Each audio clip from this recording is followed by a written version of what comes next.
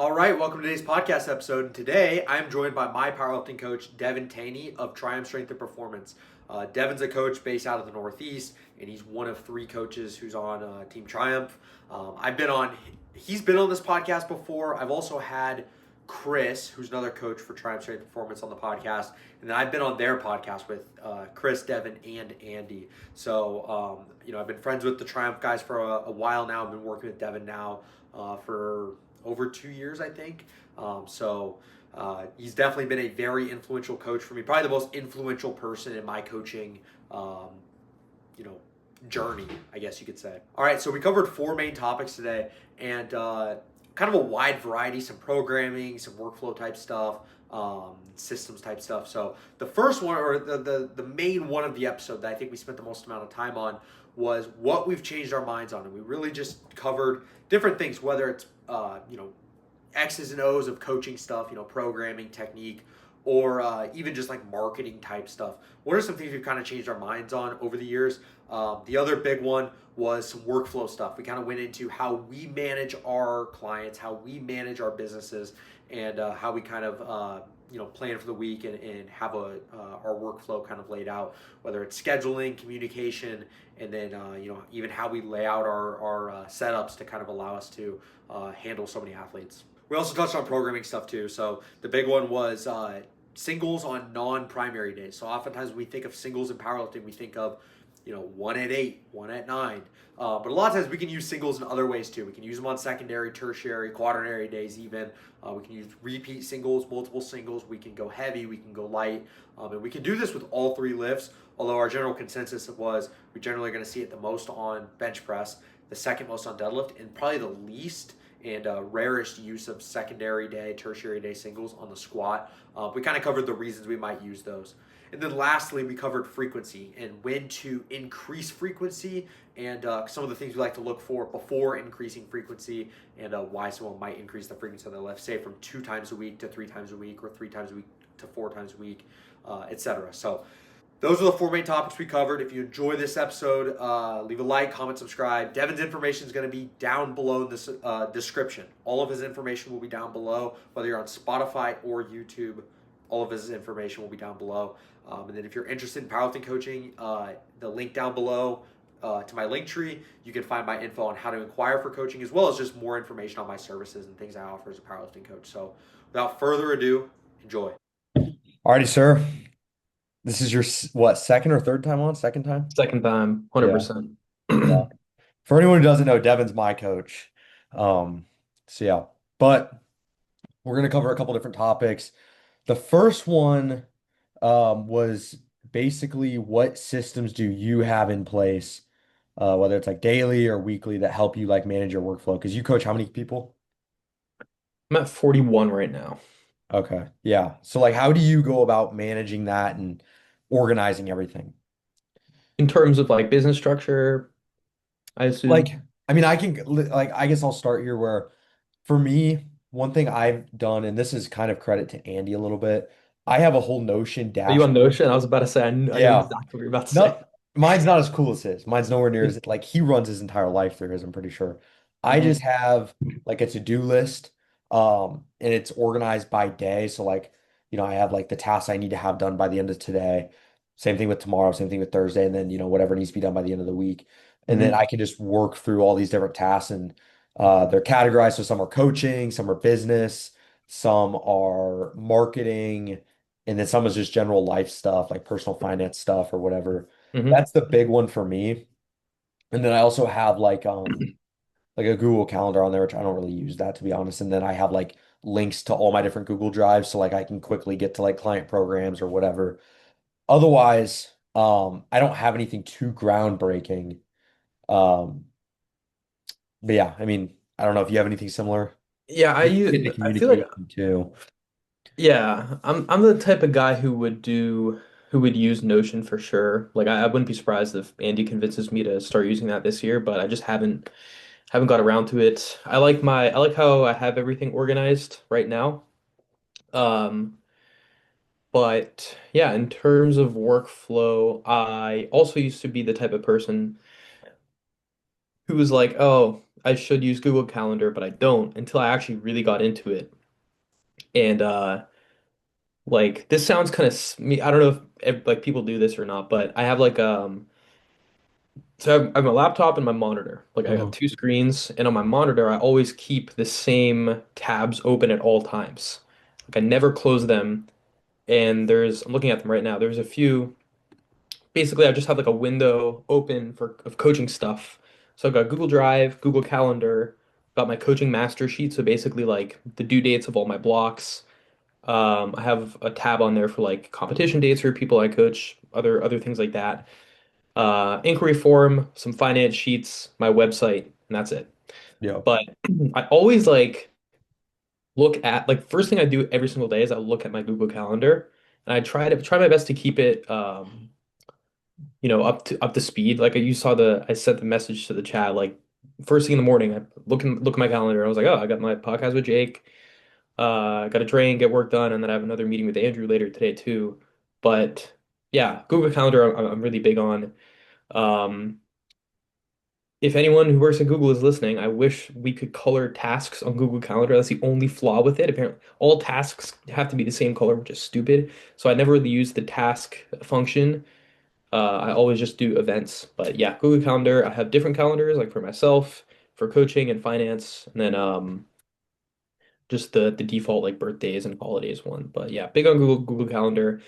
And then like I mentioned, like I hinted at before, I also have that coaching master sheet. So I don't know if you do it too, but Andy has like Yeah, I have one. A Notion version of it. Hmm. But I just have a spreadsheet. And it's all conditional formatting. Like it'll update every Saturday morning, I think. Where every block that's due in 7 days will turn orange, and that's how I know something's due. I'm already like in the know, but it's more of just like a Double formal check system. checklist, right? Like a double check system. Um, but those are two really simple, like foundational things that I am constantly looking at. Like if I'm at my desk, I always have that tab available for my eyes and Mhm. never really leaves the screen, to be honest. In terms of like actually getting my work done as opposed to just looking at the work I need to do, um, I will advocate this for every coach out there, especially for coaches who have, I don't know, like a larger roster and do this full time. Honestly, the roster size doesn't even matter. More so if you're willing to dedicate like 100% of your time to this, um, is just having office hours and having like a routine. I'm a very type A person, routine oriented, organized. If I'm too like cluttered, I get really stressed. So I just do the same thing every day, honestly, except for I give myself a little bit of leeway on Sundays, as you know. I also take advantage of my like non-training days, so I don't train on Sunday, Wednesday, and Friday. So those like especially Wednesday, I try to get a lot of work done on Wednesday. I usually schedule calls for Wednesday too, if I have any. Um, but yeah, I just do the same thing every day and keep it really structured and routine, so I don't really have areas to slip up. I can go in more like scheduling detail, but that's kind of the bulk Yeah. foundation of it. Yeah, I have the master sheet too. So like originally before this was all on different spreadsheets and then I saw I think you sent one in one time where you just had it all on one, like all the Yeah, I tabs. just have tabs on the So I bottom. have like athlete info and I have everyone here with like their t-shirt size because I give everyone a free shirt at some Oh, point that's in smart, time. yeah. The date they started. I have a spot for their open powerlifting. I just have not linked anybody's yet, so I just Hmm. Google it every time. But it's got like their email, weight class, phone number, just general like stuff to kind of keep track of. Yeah. Programming schedule. I go through manually and update that every week, but I also have the due date thing where it highlights when it's within 7 days. Hmm. So it's kind of like a 2-for-1 where I can kind of stay on track of that and make sure that I didn't screw any of that up. Client training schedule. I don't update this a whole lot, but this tells me what days everyone's training on. I just put this in here a while ago. Honestly, I probably should update this. Hmm. Just I was curious one time. I was like, oh, I'm curious if there's any trends with like my clients' microcycles, and I just put it on this sheet. Yeah. Meet schedule's a big one, so this way I can just keep track of like who's competing, when they're competing, how many meets I have planned. Am I going to that meet or not? Where is it at? Um, and the date and all that. What, Yeah. what federation, what the meet's called. And then I have a past athlete info section too, just to hold on to like emails and stuff if I was to ever need those. Yeah. Um, and then yeah, I keep my Google Drive pulled up all the time. I keep if I'm like planning on writing a block that day or in the next couple days, I've got my programming sheets pulled up. Like, so this is just like any percentages, RPE stuff, just like little notes I have that I've made over the years. And then I have a highlight page pulled up. Just as I'm like feedbacking, I can quickly throw people's lifts in there to Yep. like keep organized for when I make highlight posts. And then I've got so I know you use Google Drive. A lot of the guys use Loom. I use YouTube. I just have a separate YouTube channel that I upload like screen recorded videos, like client block or Yeah, whatever. I remember you mentioning that. Yeah, and I just upload them unlisted and then send the links out. So I Yeah. keep that pulled up as well. Otherwise, basically, kind of my workflow is on Sundays. I sit down, I double check my master sheet, make sure like who's got blocks coming up, and I go through and I just fill it out on Notion and schedule the day I want to do it and whatever. So Yeah. that's pretty much what I do. I have like hours, I guess. Like my clients know like, what days of the week I'm available till what time. Mhm. That way I'm not, like people aren't expecting to get to me, at midnight or something crazy. But, um, my hours aren't like super, super hard set in stone because I work part-time as well on top of coaching. Yep. So like a lot of times, like, if it says I'm off at 8, like I'll be getting back to people at like 8, 8:39 or whatever. Because that's how I set things up. Um, I don't know if there's anything else. Did you have anything else you wanted to add or? I a habit I've been getting into that you just reminded me of lately is like so I mentioned Sunday's kind of like my down day. Like I'll have a pretty big chunk of feedback to get to in the morning from like my nighttime Saturday people. Mhm. So I'll usually get that done, maybe take an hour or so to do that. And then from there, on Sunday, I like to sit down and like double check all my programs. So double check means like adjust anything for the following that needs to be adjusted. So range needs to be bumped up or down, RPE, switching an accessory, anything we talked about from the prior week. I'll like, mentally keep a note of, or I'll write it down somewhere. And then on Sundays when I go back and change that. And I also like to just double check that I haven't made any mistakes because I don't like making mistakes. So I like will skim through like the RPE progression each week and the ranges each week. And again, just make sure like the anything that's different for the following week that we talked about with I've talked about with an athlete or something like pain caps, pain management stuff is another pretty big one. So Sunday I'll like go double check that. Monday morning is my time to do that too because my Monday mornings are really slow. But that's a really big habit I've been getting into outside of the like Google Drive, Google Calendar, like structural stuff. Mhm. And then from there, that's pretty much all the work I do on Sunday. Like I'll get the feedback until 3 as it comes in pretty slowly. Um, and then fortunately I have that pretty slow Monday morning, which is nice. But yeah, that's a big one. But I find that like it's interesting because some coaching tasks you have to spread out. Like you just have to. In my opinion, especially if you've got like this bigger roster, saving all your programming for one day, it's just not the move. At least for Eric me. does that, right? I don't think no, no, no, Eric doesn't do Oh, that. I thought he used to like sit down and write like 13 blocks in a day. I'm like, I think holy. Andy was the one who used to dedicate Sunday to like programming solely, I think. But yeah, I personally can't do that. Like after 5, I'm like I have to like I can't. Just Yeah. too much thinking.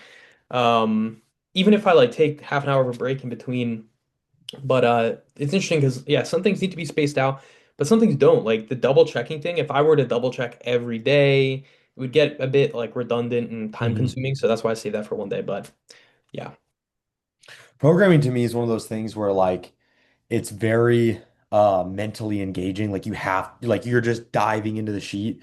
And like yeah, yeah, I mean if I did it full time, I don't think it'd be as much of an issue, but I have a hard time locking in for like, you know, more than like 3 hours. yeah, And I think it's because like I'm working too. So like, I'll work or whatever, and then I'll come home and sitting down for like more than 3 hours is just I can't do it. So yeah, I had to spread it out too. yeah. I You got to usually get try into to a flow write, state. huh? You got to get into a flow state when you do it. Dude, every once in a while I'll sit down and I'll be like, all right, I'm just gonna write like one or two blocks and I'll bang like a bunch of stuff out Yes, that's the and way to do I it, just honestly. lock in. That's how you do But it. it's so hard to like get there. And I think if I had like more like if I was full time, whatever, it wouldn't be as difficult. But yeah, like I get what you mean with having to spread it out. Yeah.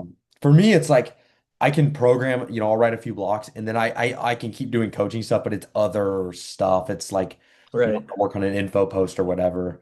I just have a hard time staring at like a spreadsheet for like 6, 7 hours. Like that's Yeah. brutal. It hurts my eyes. Like, dude, Yeah. that's the one complaint I have about online powerlifting coaching is you're just in front of a screen all day, Yeah. literally all day. And then I watch so many movies, like I'm still in front of a screen after eight too. Yeah. So, Yeah. yeah. Um, what I think you've mentioned Saturday for you, but what's your date that's like really, or your day of the week that's really busy, like with responses and stuff? Honestly, Saturday has not been that bad lately. What is easily, for the most part, my busiest, like one specific time of the week is Tuesday morning. Like this morning, Uh-huh. like we're doing this on a Tuesday, but Tuesday morning is huge for me. Saturday throughout the day, I'd say Saturday in between like 1 p.m. and 8 p.m. Is pretty steady busy for me. But yeah, Tuesday morning because I have a lot of people who rest on Sunday. Like I have a lot of people who take a pretty big session Saturday, and then just with how I have things organized throughout the week, I like to have them rest after that session.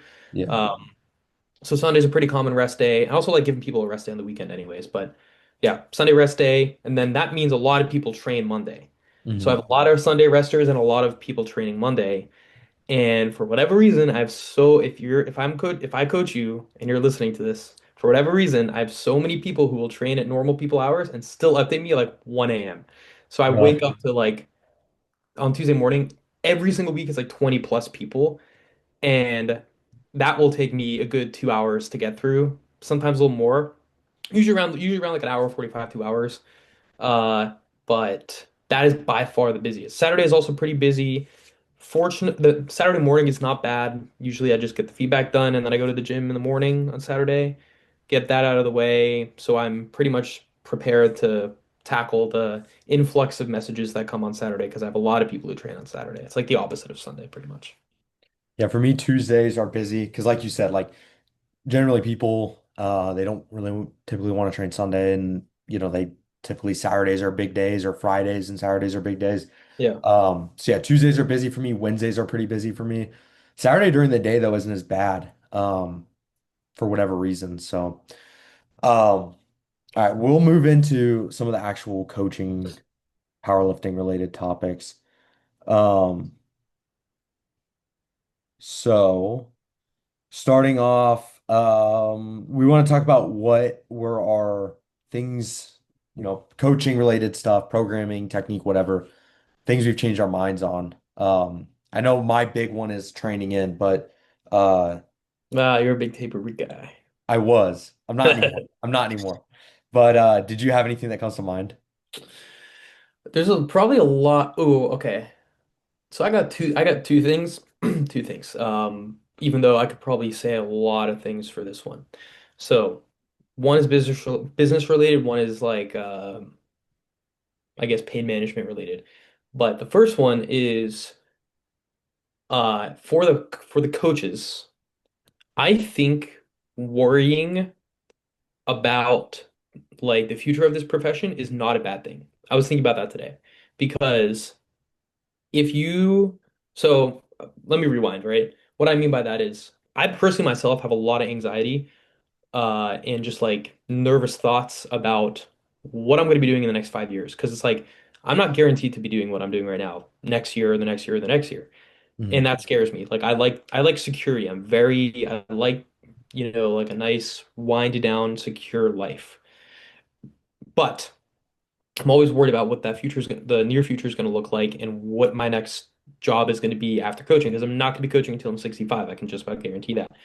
Um, as much as I would love to. But the thing I've changed my mind on is it's okay to worry about that because what that does is it forces you to keep being better. And it's Mhm. like that honestly can be turned into motivation instead of like, oh, like, dude, you'll be fine. Like, you'll figure it out. You've got this degree or you have this skill set that you can turn into another job. Don't worry about it. And it's like, sure, but the more I worry about it and the more I, you know, fight to do this for as long as I can, the more I'm probably going to be able to do it for as long as I can, and the more I'm going to like stay motivated within this, if that makes sense. You Mhm. know what I mean? Like Yeah. I think it doesn't need to be viewed as negative because again, in my opinion, like a lot of people are like, powerlifting's always going to be around. Like you'll always have work and whatever. But, I've heard a lot of people say the opposite, where it's like, yeah, powerlifting's already around, but coaches phase out. It's hard to, you know, be on the come up as a young coach, whatever. Two sides of the coin, right? But I think both are true, but but the worrying side where it's like, oh, I don't know how secure my future is going to be in this profession doesn't need to be viewed negatively.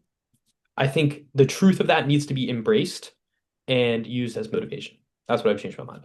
Yeah, no, I agree. And coaching's very like volatile. It's not a secure job. Like if you look Yeah. at, if your job, you work in the corporate world or whatever it is you do, like you're guaranteed a paycheck every week and you're guaranteed the Mhm. same paycheck every week or depending on how many hours you work.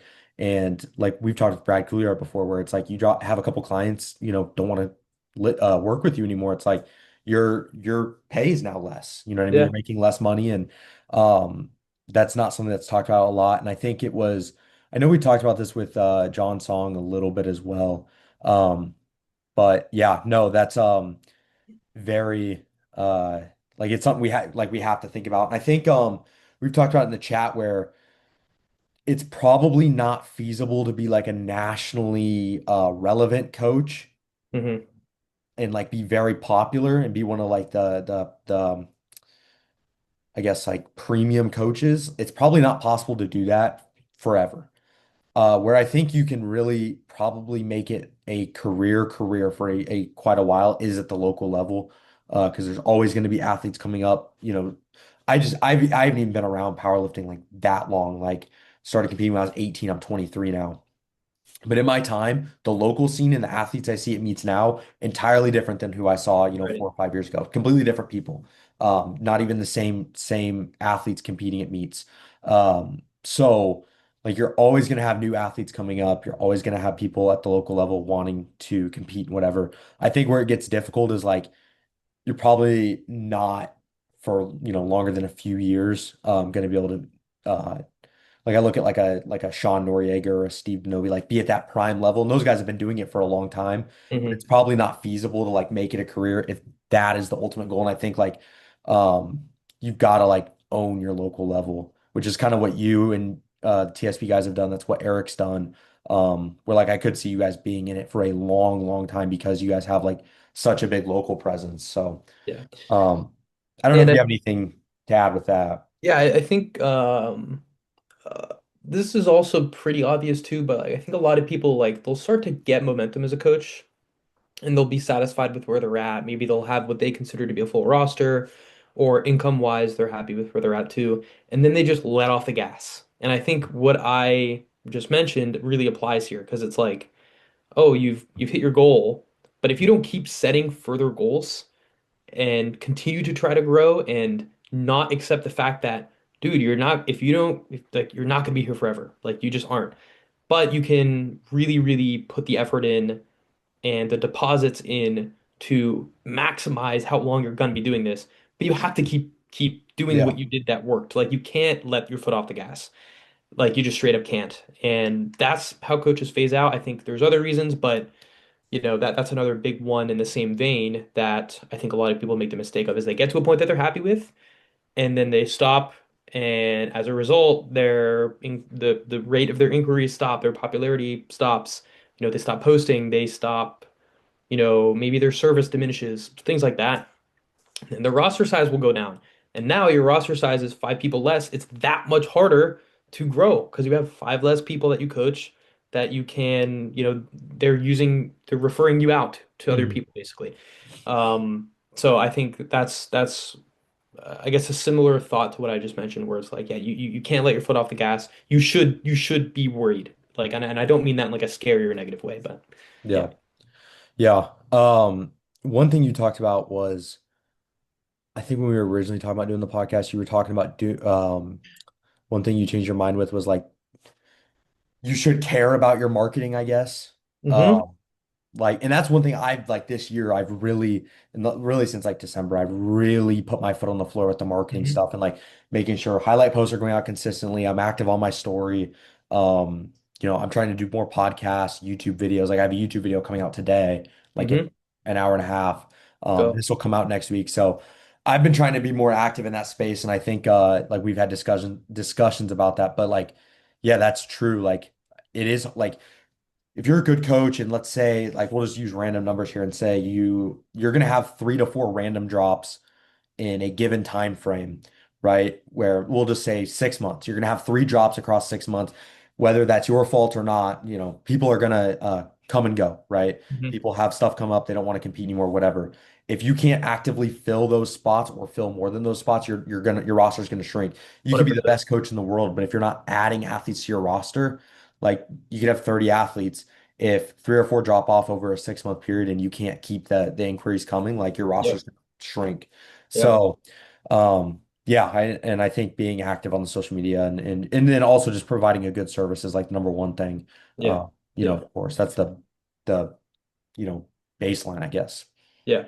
The thing that inspired me to suggest that was, I don't know, probably like six months ago or so, that Sean Noriega posted a story and he was like, it probably wasn't the same like verbology or phraseology that he was using, but he said something along the lines of like coaches who market and want to actively make more money in the space, that's not a bad thing. And I think Yeah, it can be done wrong. Like there's an unethical, misleading way to grow on social media, but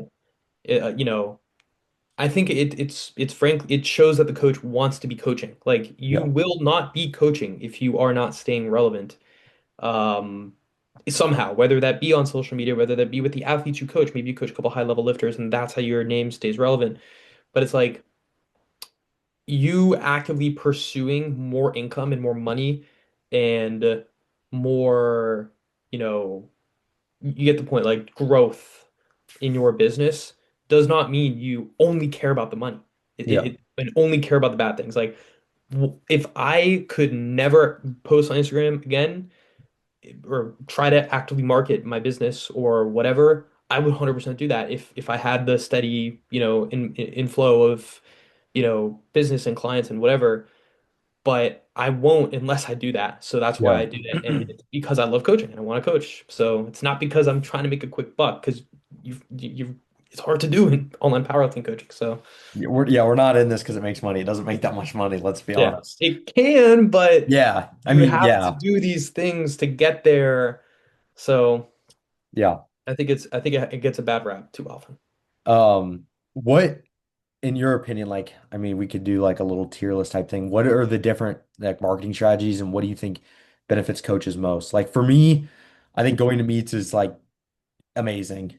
Yep. And then just like I feel like I get a lot of value out of the YouTube and podcasts and stuff. And then like the highlight post is just an easy one that you can just do. And clients like that too. Like I know Mhm. like clients enjoy being highlighted and being on those and stuff. So I don't Yeah. know if you have anything you want to add with that.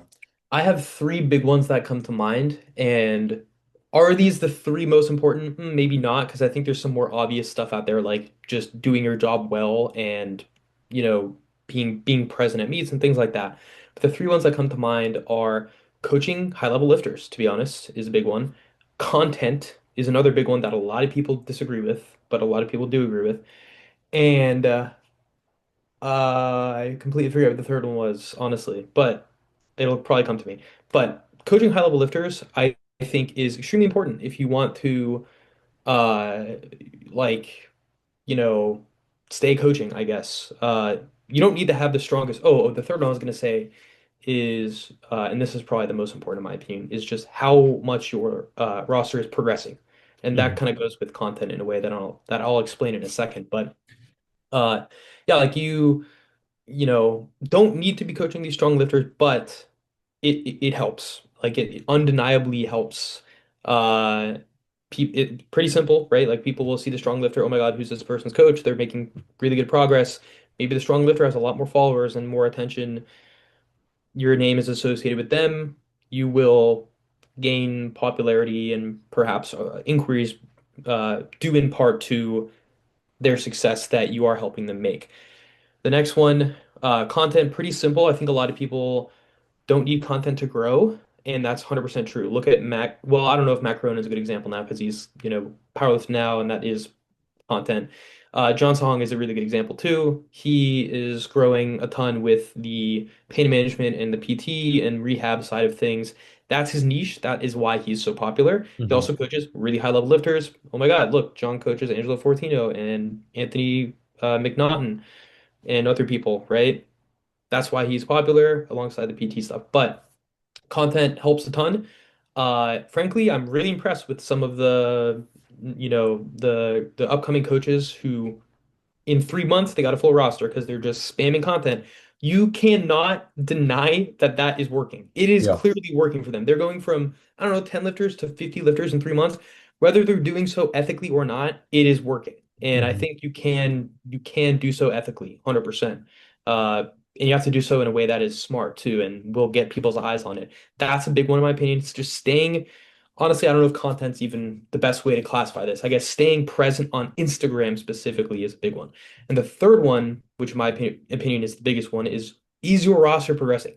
No one is going to apply to you if they are seeing your roster's training go really poorly. Yeah. If you coach 10 people and 8 people that you coach, they're not making progress. The people at the gyms that they go to are seeing them not make progress. They know you coach them. That's not a good look on you. Online, if their training is they're not posting their training because it's going poorly. They're complaining about their poor training online. Your name is associated with that. Probably not a good look.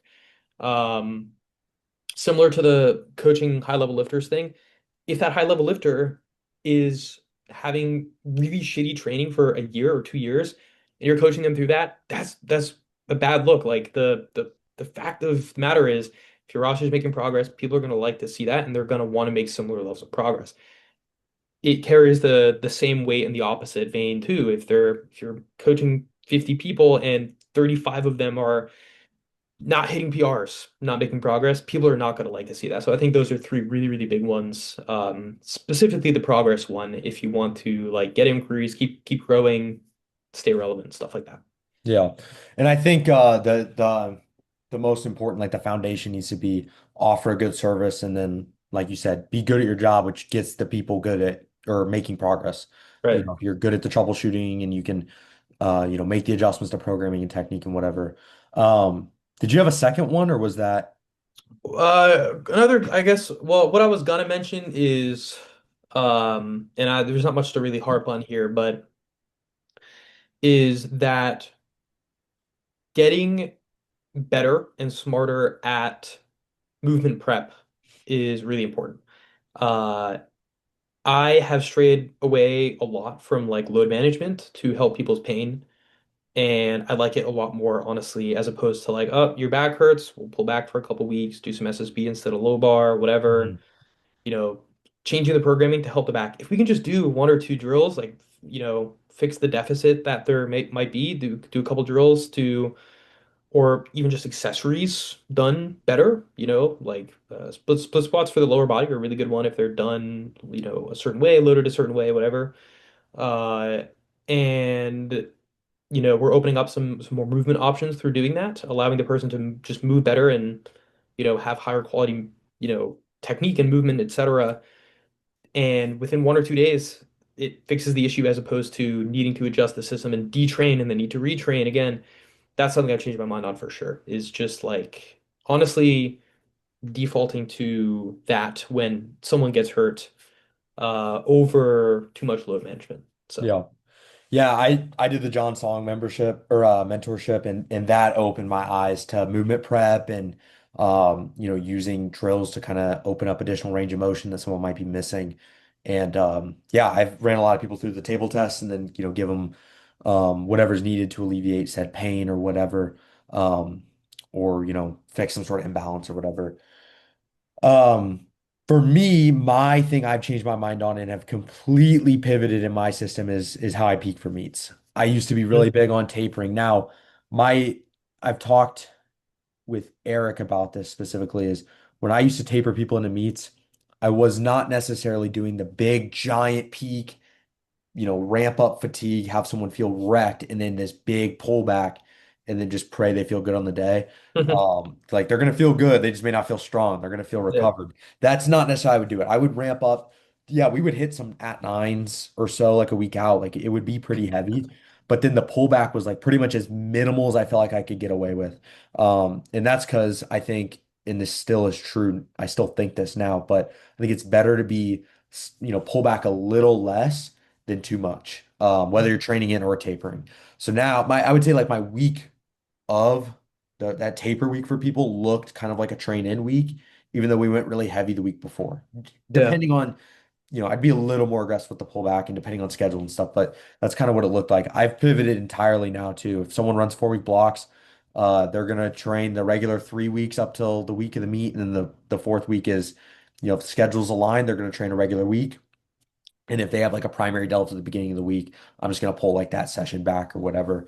So I've completely pivoted, and not that I think I needed to. Like I think I was still having people making good progress and showing up pretty consistently at meets. But I had a couple meets where people would show up, and it's like they just didn't quite, one or two of the lifts just weren't quite there.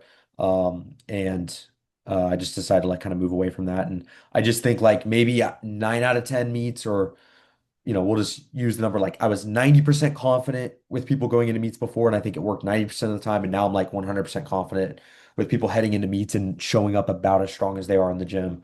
Um, so yeah, I just think it's way more predictable. I think you've been on that train for a while, but this last probably for about a year now, I've been training like almost everyone in. I had to use a taper a couple weeks ago, but we're training in now, and he did show up strong. I just want to add. But Just had to yeah, clarify. he's like he was like weighed like 65 kilos, and we threw like almost 30 kilos on his total. So he did come in very, very strong, but we're gonna train in from now on Yeah, to that's get the thing is predictable. it's like both there's two things, and this is probably a bit repetitive in terms of the information that's out there right now, but it's less of the tapering component that matters. It's the fact that people will tack on an additional week to their already finished block. Like Yeah. that week is just there. Like, why are we Yeah. having this random week? Like, so that's the first thing. Is like you can like tapers work for people. Like if you remove stress, you are fatigued and you recover, you're probably going to be more strong if you're just too beat up. Like if the fatigue bucket is spilling, if you can recover a bit so it's not spilling, then you're probably going to be a bit stronger. Hmm. So the tapering, it works for some people. Sometimes, frankly, people need an additional taper week and it works the best undeniably for them. The second thing is, I think it just boils down to predictability. Like if you got to have the predictability in training first. Should you still train in my opinion, yes. But um, you need the predictability, and that's how you're going to show up predictably strong on meet day. And it really all just boils down to, are you coming in to the meet with high levels of predictability? And the best way to do that is to line it up with a predictable session that you are already hitting routinely in training. Hmm.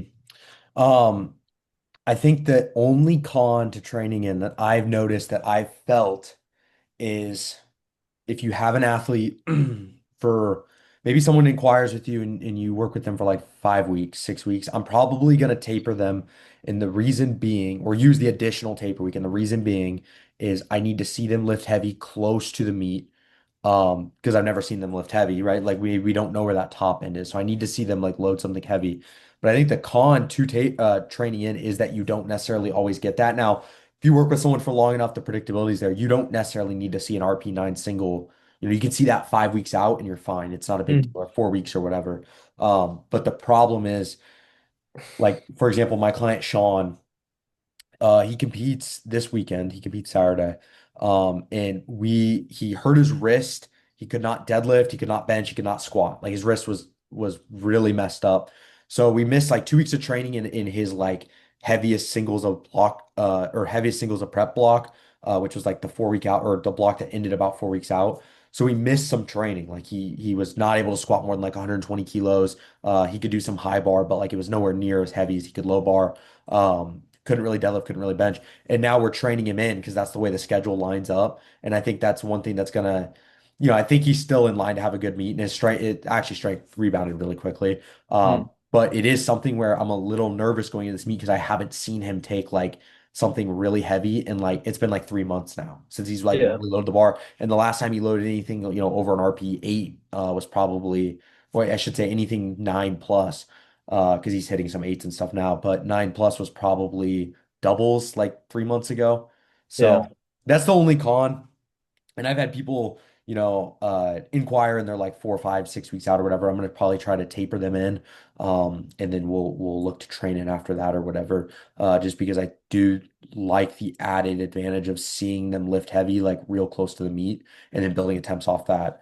Um, One thing, and this is another thing I've kind of changed my mind on in talking about like the predictability. And I've heard Andy mention this is if you just have a predictable macro cycle as well, and let's say it's 4 months, it's 4 blocks, and the end is meet day, and they're consistently strong at the end of that with that structure, it honestly, you're probably gonna have a hard time screwing it up, Hmm. because they're already really strong, right? Like they're at the end of a macro, they're strong, they've been hitting singles, they're ramped up nicely, like they're gonna be peaked, and yeah, you could definitely screw it up with like one bad week or one week that's too low stress or whatever.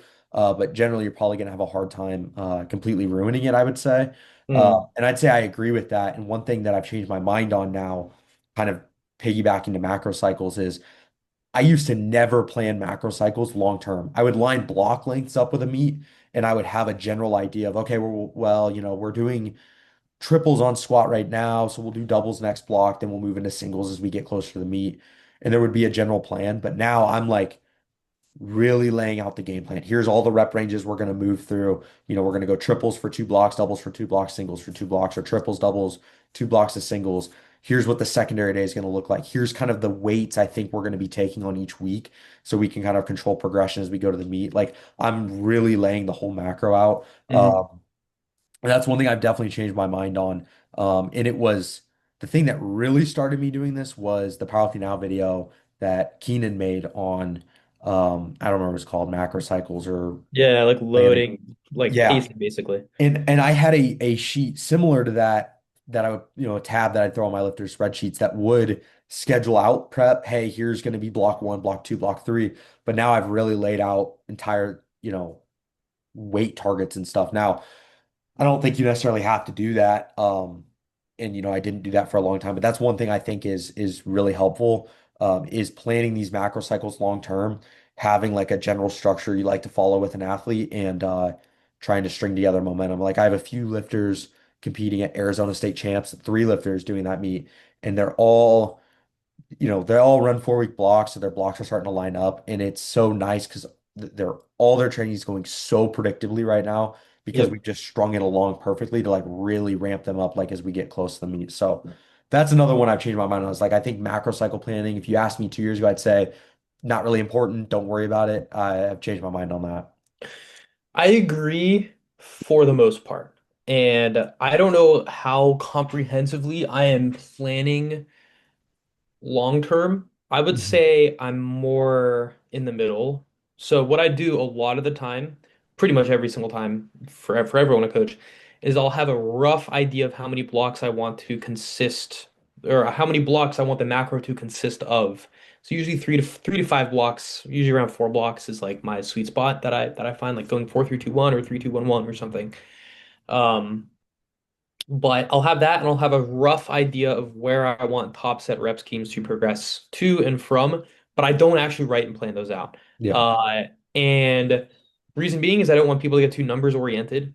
And I think honestly, just me saying, okay, this is this block, this is the objective of this block, we're gonna make sure we have a seamless transition to the next block, blah, blah, blah. We're not really balling out on an RP, I don't know, 9.5, 10 single until this end of block macro cycle.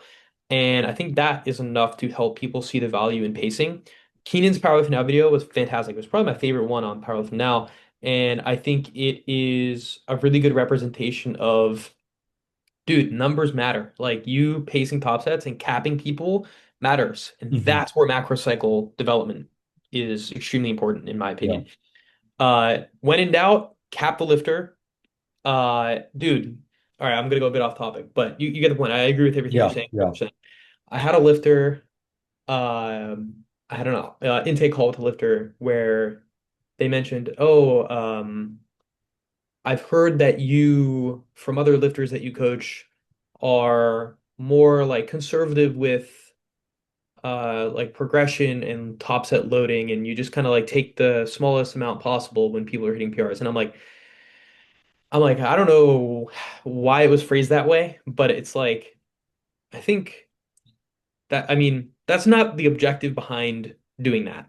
I think we're missing the forest for the trees because what I'm doing is I'm thinking of things in a macro sense, bro. Hmm. Like we don't need to be balling out and flipping a coin and hoping it doesn't land on tails. And if it does, then you fail the lift. Like we don't need to be failing lifts. Like that's another thing I'm big on is like I don't want people to really ever be failing lifts in training unless it's like we're really trying to test something at the end of a macro, for example. Hmm. But yeah, they were just like, oh, I hear you're really conservative with load progression, and you just take like this, you chip the PR by 2.5, and that's it, and there's plenty of road to travel, and it's like, I don't know. I mean, I don't. That's not ingrained in my system. I've probably done that before. Like tell someone, all right, I'm fine if this is below RPE. There's probably room in the tank, whatever because I'm thinking in a macro sense. Like, Yeah. dude, I promise you, I'm not trying to withhold progress. I'm not trying to like be annoying with these low caps, but it's because I'm doing my job. We need to be looking ahead. Like, Yeah. leave the road to travel. Think about the end of the macro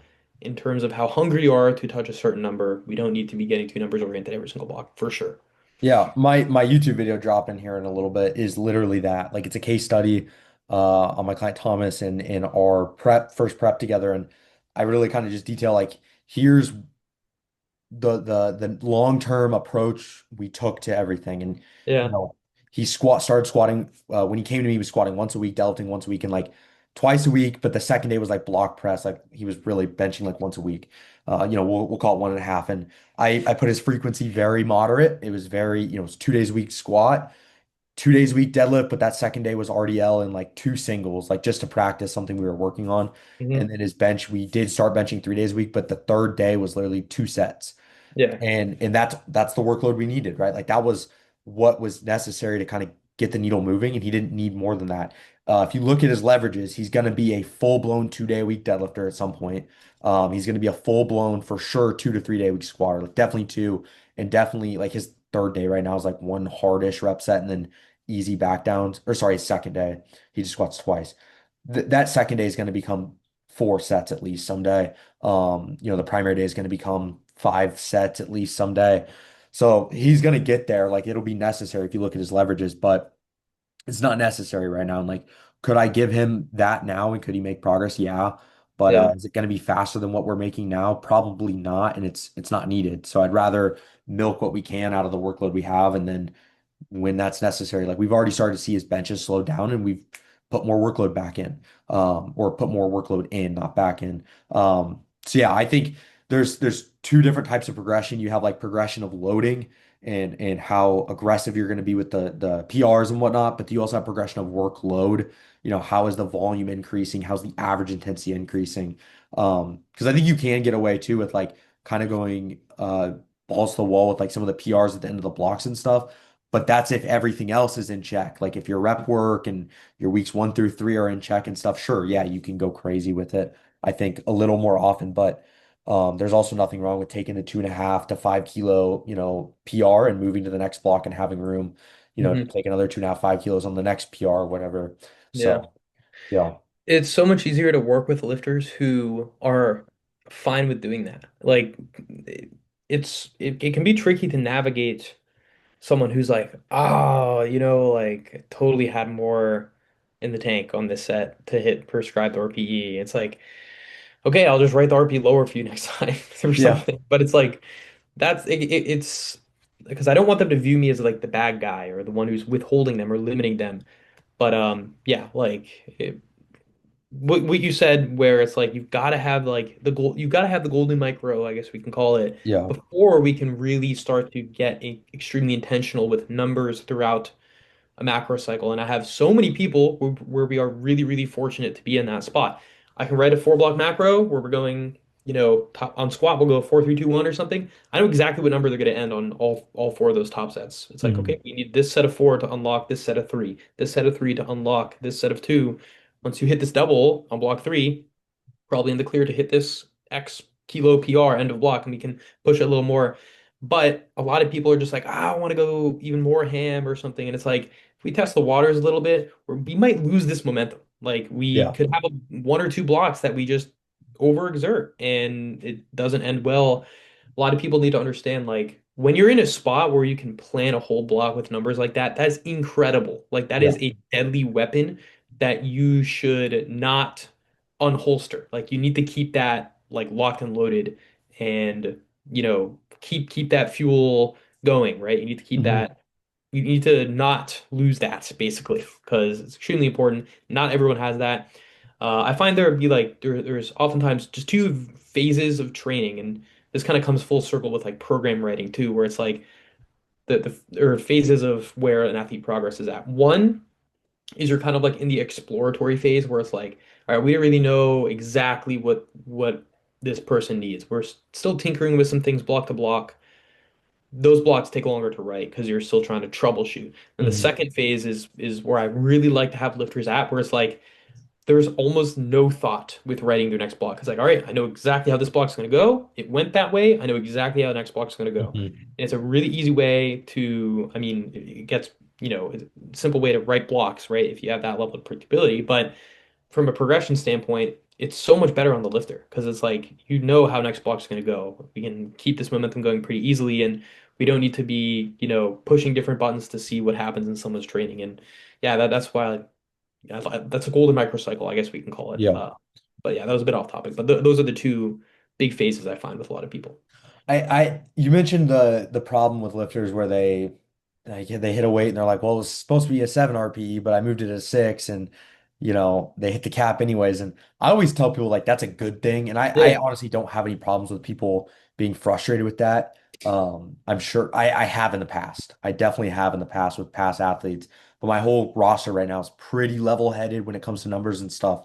And like my client Genesis, for example, like his bench press, like he's progressing at a very, very like pretty linear and fairly rapid rate on bench right now. And like his secondary day, for example, like we found we don't need to push the RPE super high. Like if I write mhm, a 7 RPE on like a week 3 primary or a secondary bench day and he moves it at like a 6.5 or 6, no problems. Like, and I yeah, always tell him like, hey, it was at or below RPE, and this is the heaviest you've gone on this week for like on a week 3 secondary day at this rep range. And like this is progress. Like we're moving the needle. Now, the opposite, you could argue the opposite, like, hey, maybe that person needs something heavier on the secondary day to like get the needle moving. And that could be true too. But like if you find with someone that's like the secondary squat day doesn't really need to be that heavy and here's the RPEs and here's the ranges and they come in and they smoke everything like and you can just now take those rep ranges, add 2.5 or 5 keys each week and let them do it again and they continue to do that. Like that's progress, like it's working. yeah, Because I write 8 RPE on the sheet, that might be like kind of the RPE cap. But if you move it at less than that, and that's the most you've ever done in this week, with that, rep range or whatever, like that's a win. We're moving in the right yeah, direction. yeah, So I always just stress to people like, dude, if I write 8 RPE and you move it at 7, like that's a good thing. We yeah. can You should be go. happy with Yeah, that. It's yeah, like that's people on a meet day, they take a third attempt with room. It's like we just took the plain third attempt and you moved it really well. Like we yeah, should be happy. yeah, yeah. So, um, yeah. I don't think I have anything else I wanted to add. We had 2 more topics. We'll probably have time for one. I have these written down in here. Um, so let's just keep the talk on programming, I guess, and cover usage of singles on non-primary days. Sure, Um, I've talked about this I did a post with Andrew and Madison, and we talked about primer singles and stuff. And I think bench, I'm using that idea more often. But when with which lifts, if it's all 3 lifts or whatever, when are you generally finding you're implementing singles in non-primary sessions, non-indicators, I guess? And how is that different for each lift, I guess? Because for me, like the way I use singles on bench press on like a secondary, tertiary, quaternary, or whatever, completely different than how I might use it on deadlift and potentially on squat as well. So I would say so by a landslide, I'm giving people singles on bench significantly more than squat Yep. or deadlift. I've been meaning to make a post on this. I just haven't really had like the spark or the inspiration specifically for this topic quite yet. So it'll probably happen later this year. But in my opinion, you can do more bench singles throughout the week than you think you can. They're really not that taxing, bro. Like you can do them. I have so many 4 time week benchers. Every single day they have some kind of single. Um, you have singles on 3 out of 4. Yeah. Uh, and you know, yeah, like so many 4 time week benchers with a single. Dude, this block, Sophia is my only 5 time one of my only 2 5 time week benchers. And I just added a single on her fifth day, this block. Literally the only reason being, okay, we're kind of stuck at this 112.5 kilo mark, which is a great mark to be at, but there's got to be some dosing of more somewhere. So on her fourth out of fifth day, whatever order you want to call it, on one of her extremely light days, I was like, fuck it, we're gonna put a single on this day. Mhm. Here's a 2 count single, little bit more intensity.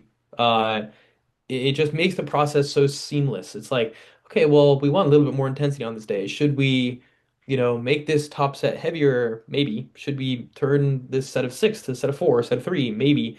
Dude, just I find a lot of success just throwing a single air. It's like you're just doing one rep, just pick a good number.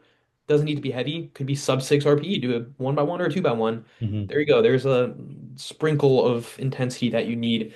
So yeah, I would say use of singles on non-primary days. Bench, I'm a huge fan of. A ton of people I coach like just doing singles 3+ times a week.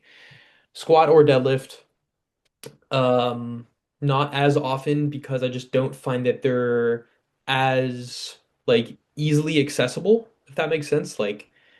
Um, like for bench, it's very easy. There's a very low cost to doing that. It's like you're Mhm. just throwing one easy rep in there, you'll be recovered by the next day.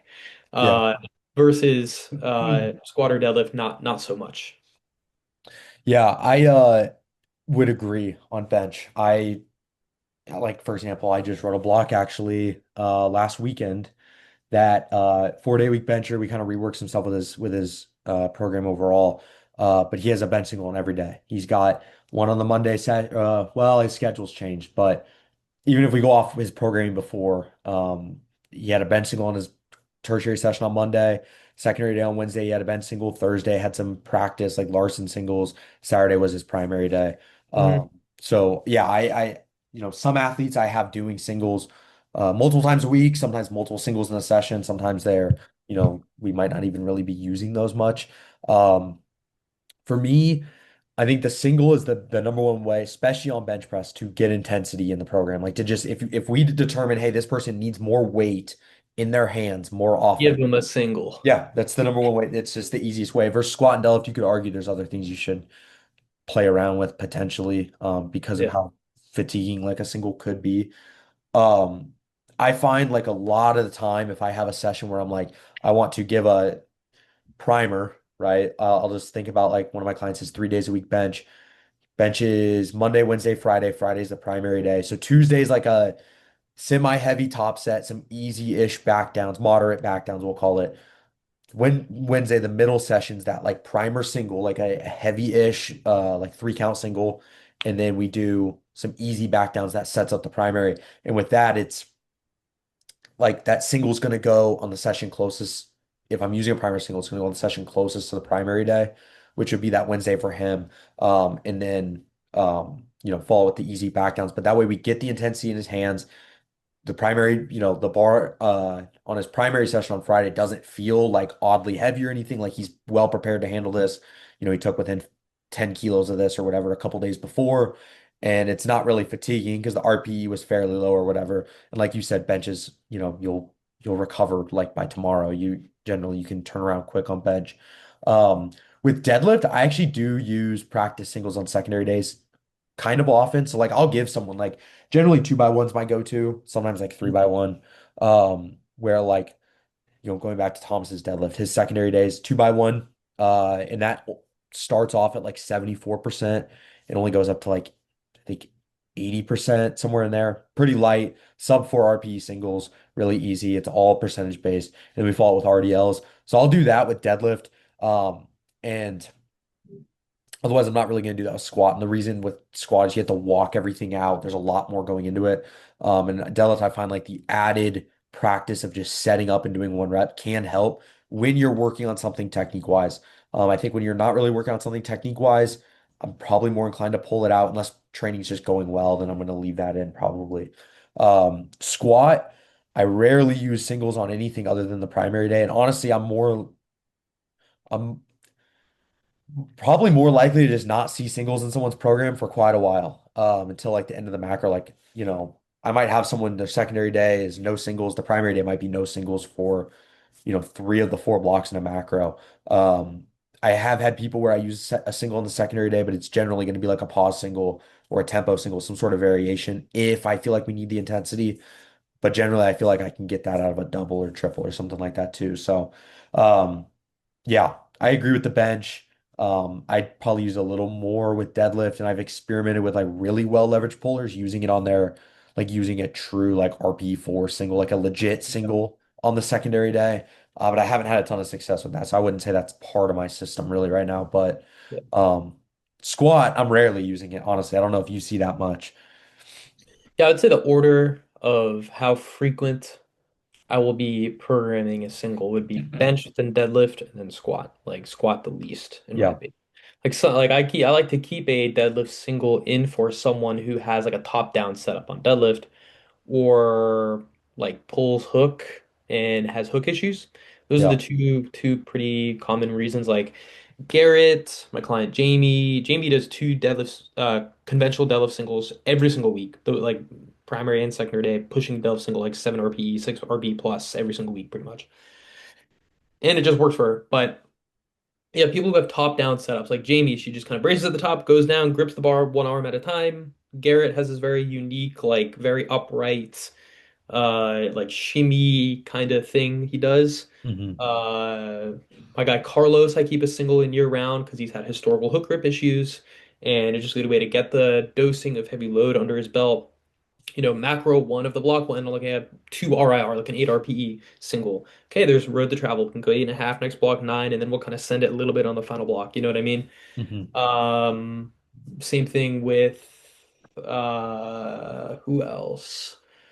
You can't really think of anyone else, but yeah, just I don't think everyone needs it. But that's a use I find. And yeah, you're right. Like it just doesn't have the eccentric to it. Like you just pick it Yeah. up. And if it's not the most fatiguing thing for you, then probably like I keep like if the fatigue single in, I'll do the tops. Oh, my client Emily is another good example, very unique top down setup. But do a top set of 4 to 5 and then a single for macro one. Macro two will be the top set of 3 to 4, and then a single macro two or the second to last macro, or block rather.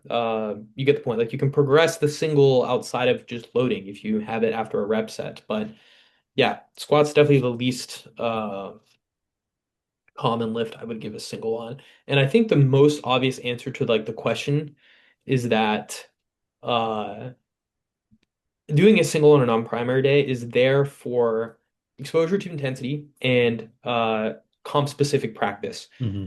One reason I don't see talked about often is if touching heavy load for more than one rep just taxes the person, whether it be pain wise or their movement quality really diminishes after that first rep, mainly on like a squat, honestly.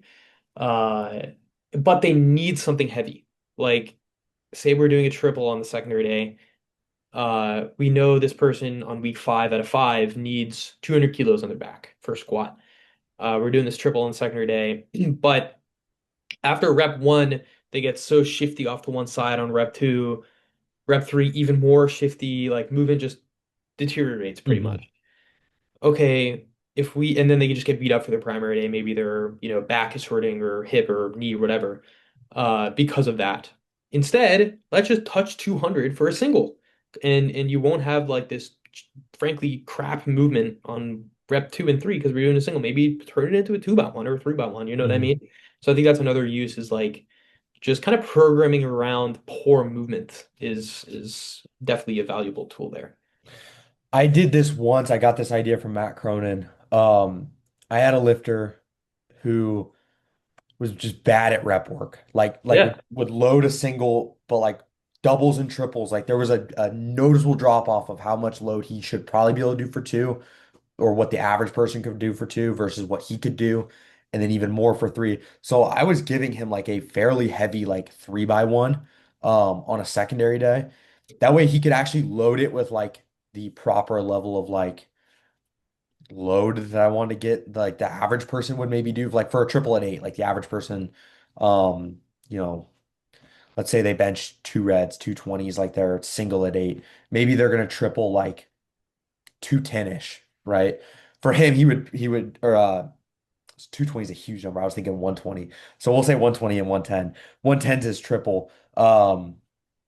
Maybe for him, he was like able to triple like 105. Like it was just a noticeable, he Yeah. wasn't able to handle much load. And that was Right. my way of like, okay, I can give him 3 reps with this load, and have the RP kind of be where I want it to be and have the load on the bar be where I want it to be. And that actually went really well for us for a little Hmm. while. So I've only done that once. The idea of like having multiple repeat singles, like, and I'll do this on like a quaternary day, like have 3x1 or something that's like a specific load, like an Hmm. assigned load. But that was the only time I ever was like, okay, we're gonna push like 3 RP 8 singles as a way Yeah. to put weight on the bar. So that way you can actually like we can actually move the needle and like force some load on the bar. So um do you want to do one more? Yeah. I got time. I got time. Whatever you want to do. Um we'll do the frequency one. So are you when do you add frequency to the comp movement? Like what are the criteria you see that you feel like you need to add frequency to someone's movement? I'll say this. I don't jump to that very often. I have not changed a whole lot of people's frequency over the last year. Um, I have changed people's frequency. Obviously, I just covered an example already in the podcast, but I don't jump to that as like a thing. That's usually like a last resort for me, generally. Mhm. I think the answers are pretty basic here on my end. I think that some people are like shifting away from the idea of, okay, we've exhausted 2 time a week, now we need the third day a week. Maybe like I think some people are shifting away from that for whatever reason. I think that is very true. Hmm. Uh, maybe on squat, but we'll just stick with squat as an example. Um, maybe the secondary day has, I don't know, 4 to 5 sets. We're pushing it within the tolerable peak intensity. It's a recoverable session, but we can't really push it much more. Hmm. Primary day is 4 to 5 sets. We're pushing hard, etc. Both of them are working. We eventually reach the point where we've exhausted as many options as we can within that 2 time layout. Then we add the third day. Some people are straying away from that and they're saying, okay, maybe in this example, like, you know, they've got 3 sets on the secondary and 3 sets on the primary. Instead of the next route being, let's add a fourth set on both days, or something like that. Or maybe you get the point. Uh-huh. Instead of people doing that, they'll just be like, okay, well, what this person needs seems to be exposure and just how close a certain session is to the day that we want to be strongest. I definitely agree, but like I don't know if that is like a given. I don't know if that's a 100% of the time kind of thing. Um, when would I add frequency personally would be the former, like after we've added more stuff to the current frequency. And I Like you've think exhausted your current options. for the most part, yeah. And yeah, like for example, in the latter example I just gave, where it's like, okay, this person just needs exposure and they need this, they need to be squatting on Thursday before their Saturday, but they do Tuesday to Saturday now, so let's add the third day on Thursday to narrow the exposure gap. It's like, okay, well, first, uh, I would just try doing more on Tuesday. You'd be surprised, like how much fitness you can and fatigue you can gather on that secondary day, and then still ride that Hmm. into Saturday without touching the gap of exposures. Like, just do more first. Have you tried like doing a really hard secondary day? Have you tried adding another set? Have you tried increasing the reps by one or two per set and keeping the load the same? Like load that day more first. That's the route that I go more often than not. And Yeah. then I add frequency. Yeah, I'm the same. I probably want because I think when you add frequency, that's a very big programming change, and I think it's going to be more invasive depending on the lift. But like you got to think, if you add a squat day, you're adding you're eliminating a day of pure lower body rest you probably had before. That could now affect deadlift as well. So on top of maybe if you have someone doing 9 sets of squat a week and you say, well, we're going to add a secondary day or sorry, a tertiary day, that middle day or whatever, and we're going to put 2 sets on it. But because we don't want set count to jump up a bunch, we're going to take one from the secondary day and kind of move it over to there. That's still probably more fatiguing if you have like a day with 3 sets, 2 sets, and 4 sets Yeah. than if you do have a day that's 4 sets and or 4 sets and 5 sets or whatever. Like set count can be equated, but if you're spreading it out more, I think you might, especially with something like a squat and a deadlift, like you're probably gonna have a hard time recovering from that, depending on leverages and everything. Um, but generally, I'm in this, like I would agree with you. I'm probably gonna want to have that be like I don't want to say a last resort all the time, and I'll get to an example in a second when maybe that isn't, but that's probably not gonna be the first thing I'm jumping to. Like I'm gonna play around with the other thing, the keeping the structure the same schedule Mhm. wise. The Mhm. other thing though that I want to touch on is now you've added a whole day that the athlete has to like go to the gym, do the lift, like adding a third squat day, even if it's just 2 sets, like now they got to put sleeves on, they got to put their shoes on, they got to put the belt on, they've got to set the rack up. Like that's another day of investment, time investment they have to put into training that like if we can just avoid having to make them do that Mhm. by getting the 2 days a week to work or whatever, I think that's a better option. And then like you can play around with accessory work first. One of the examples of frequency change I already mentioned with was with Thomas. That was just an example that was kind of obvious. It's like we're not going to have you squat once. Like you can clearly handle two. Yeah. Uh, with my client Danae, short range of motion bench press, like real high arch, moves the bar a few inches. In our programming, even when she was on 3 days a week for a long time, reflected that. And we were making a lot of progress on 3 days a week. Like it was pretty linear. We were able to, chip there was a point where we were like hitting a 1 kilo bench PR for like 5 or 6 months in a row. It was very, very linear and predictable progress. And she's got the stereotypical short range of motion with a lot of singles in the program, a lot of high intensity in the program, a lot of reps in the program, rep work, sevens, eights, nines. After our meet together, I kind of was like, okay, we're making progress. It's going well, but it felt like it was starting to slow down just a little bit. And it was very clear she was recovering well. She had never ever mentioned she's sore or feeling fatigued. And if you look at her technique and like look at her archetype as an athlete, like she very clearly is going to be a 4 or 5 day a week bencher at some point. So I was like, Mhm. let's throw the fourth day in. I'll just make it like 2 easy Larson sets. And honestly, with the way her schedule was, I wouldn't even say we put that in the most like optimal spot. It was kind of just let's throw it like on a random day over here just to get you touching something, and it's away from the primary, so it's not going to affect predictability much. Immediately, like the PRs really started to ramp up even Right. more. So I think there are times where you can, if your intuition's telling you like, hey, like this person needs to be benching 4 days a week, not three, and they can handle that. That's definitely something you can do. But usually I'm waiting. I'm holding off Yeah. on that. Right. I think it can be very much so taken to the extreme. Like, say you have a lifter who's doing like, I don't know, deadlifting once a week. But like maybe they're, I don't know, like they can do a second day. Hmm. And you're like, nah, like let's keep milking this one time a week, for this macro, and then maybe we'll try another rep per set on the back offsets. Maybe we'll get the average intensity a little higher on the back offsets. It's like, dude, just throw in the secondary day. Sometimes Yeah. you just have to add the frequency. I think there's an extreme on that side of the spectrum that you're just missing gains at that point. Like Yeah. there's kind of like a base that I think most people sit at. 2 times squat, 2 time deadlift, and like 3 to 4 time bench. Hmm. Like if you got a new lifter coming to you and they've been benching, twice a week, I'm probably gonna just start them out on the third day, even if I feel like there's more stuff to do on their 2 time a week.